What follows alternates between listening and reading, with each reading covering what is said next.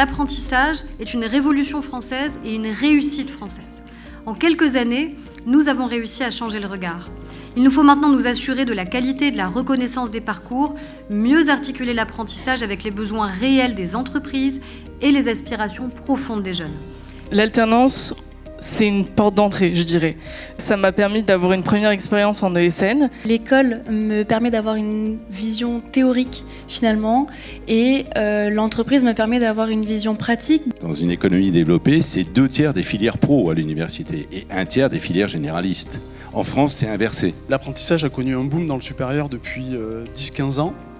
On est passé de 150 000 apprentis en 2010 à 660 000 apprentis dans le supérieur en 2024. Pour nous, c'est un moyen fantastique de voir si quelqu'un est fait pour être dans le cabinet, etc. On a réussi à mettre en œuvre des outils dans les établissements pour transformer, faire pivoter l'offre de formation. 50% des personnes que l'on recrute n'ont pas les compétences pour les métiers pour lesquels on les recrute. Donc on a cette obligation de les former.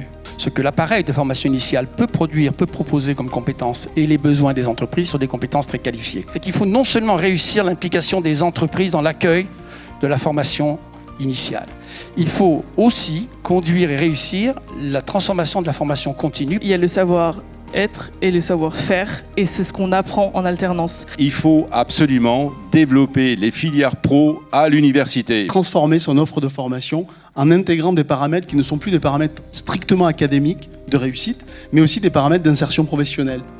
Des passerelles entre toutes ces filières, d'abord des études très générales et de pouvoir passer à tout moment d'une filière à l'autre parce qu'on peut vouloir changer de filière. On voit que les initiatives sont là. Si on fait la liste de tous les dispositifs et tous les crédits qui sont injectés dans le système et dans l'appareil de formation, c'est juste énorme.